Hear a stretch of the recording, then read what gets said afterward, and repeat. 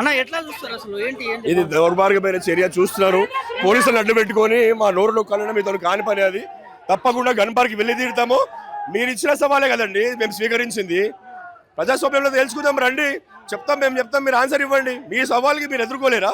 అంత పిరికి వాళ్ళ మీరు. దయచేసి మీకు మేము అసెంబ్లీకి రమ్మంటున్నారు. ఇప్పుడు పొన్నం ప్రభాకర్ గారు కూర్చొని అక్కడ అసెంబ్లీలో మా నాయకులు మాట్లాడుకునే శక్తి ఉందా మీ దగ్గర? అసలు చూస్తాం కదండి మేము, ప్రజలు చూస్తలేరా? నివ్వరపోతారు మీరు మేము నిజాలు చెప్తుంటే అసెంబ్లీలో. ఇది దుర్గారమైన చర్య. తప్పకుండా గన్ పార్క్ వెళ్తాము, వాళ్ళ సవాల్ స్వీకరిస్తారు. పోలీసు కూడా ఎట్లా అయిపోయినారంటే కాంగ్రెస్ కార్యకర్తలుగా మారిపోయినారు, వాళ్ళ తొత్తుల్లా మారిపోయినారు. ఎన్నటికీ ఒకటే రోజులు ఉండవు. వాళ్ళు గమనించాలి, వచ్చేది మా ప్రభుత్వమే. అప్పుడు ఎవరెవరినో అన్ని నోటు చేసుకొని పెట్టుకుంటాము. ఏందండి ఈరోజు మంత్రులేమో ప్రెస్ల సవాల్ విస్తున్నారు. ప్రతిపక్ష నాయకుడిగా బీఆర్ఎస్ పార్టీ నాయకులుగా మేము వెళ్తా అంటున్నాము. భవన్కి వస్తా అంటే రమ్మన్నాము, లేదు గన్ పార్క్ అంటే పోతా అంటున్నాం. తప్పేముంది అందులో? ప్రజాస్వామ్యంలో ప్రజలకు నిజం తెలియద్దా? మీరు అసెంబ్లీ అని ఇప్పుడు అంటున్నారు కూర్చొని ప్రెస్ మీట్ దగ్గర.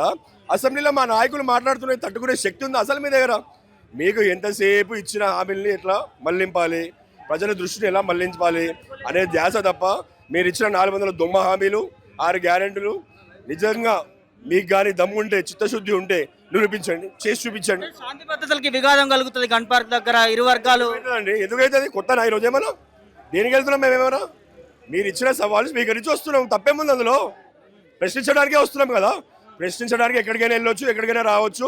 అందులో మీరు విసిరిన సవాలు కదండి. మా నాయకుడు ఒప్పుకుంది ఏంది? మీరే విసిరిన సవాళ్ళు. రాష్ట్ర మంత్రులుగా మీరు సవాల్ విసిరినప్పుడు మీకు తెలియదా? పోలీసులతో అడ్డగిస్తా ఉన్నారు.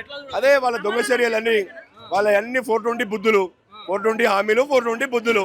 ఏం పర్వాలేదు, మేము వెళ్తాం, గన్ పార్క్ వెళ్తాం. తప్పకుండా వాళ్ళకి ప్రజల వైపు నించోని నిజమేదో చూపిస్తాం మేము ఈరోజు. ఓవరాల్ గా గన్ పార్క్ వెళ్ళే తీరుతాము. సవాల్కి ప్రతి సవాల్గా మా నాయకుడు హరీష్ రావు కావచ్చు, బీఆర్ఎస్ నేతలందరం కూడా వెళ్ళి తీరుతాము. ఏ ప్రభుత్వం ఏం చేసింది అనేది అక్కడే తేల్చుకుంటామంటూ కూడా వారందరూ కూడా మాట్లాడుతున్నటువంటి పరిస్థితి కనిపిస్తూ ఉంది. వెహికల్ కూడా తీసుకురావడం జరిగింది, వారిని అదుపులోకి తీసుకోవడానికి వెహికల్ కూడా తీసుకురావడం జరిగింది. బీఆర్ఎస్ నేతలంతా కూడా అదుపులోకి తీసుకుంటా ఉన్నారు. అరెస్ట్ చేసి ఇక్కడ నుంచి బంజారాహిల్స్ పోలీస్ స్టేషన్కి తీసుకెళ్తారంటూ కూడా ఒక ఇన్ఫర్మేషన్ అయితే అందుతూ ఉన్నది. సో ఎందుకు అడ్డుకుంటా ఉన్నారు? అక్కడ కాంగ్రెస్ మంత్రులే కదా సవాల్కి విసిరింది. మరి ఆ సవాల్ కోసమే మేము వెళ్తా ఉన్నాం కదా, అందరం కూడా గన్ పార్క్ వెళ్తా ఉన్నాము. వెళ్ళి అక్కడ మాట్లాడుకుంటాం, తేల్చుకుంటాం ఏ ప్రభుత్వం ఏం చేసింది ఏంటనేది కూడా. గురుకులకు సంబంధించినటువంటి అంశానికి సంబంధించి బీఆర్ఎస్ పార్టీ అధికారంలో ఉన్నప్పుడు ఏం చేసింది, కాంగ్రెస్ పార్టీ అధికారంలో ఉన్నప్పుడు ఇప్పుడు ఏం చేస్తూ ఉంది అనేది అక్కడ మంత్రులు మాట్లాడతారు, ఇక్కడ మేము మాట్లాడతాం బీఆర్ఎస్ నాయకులు.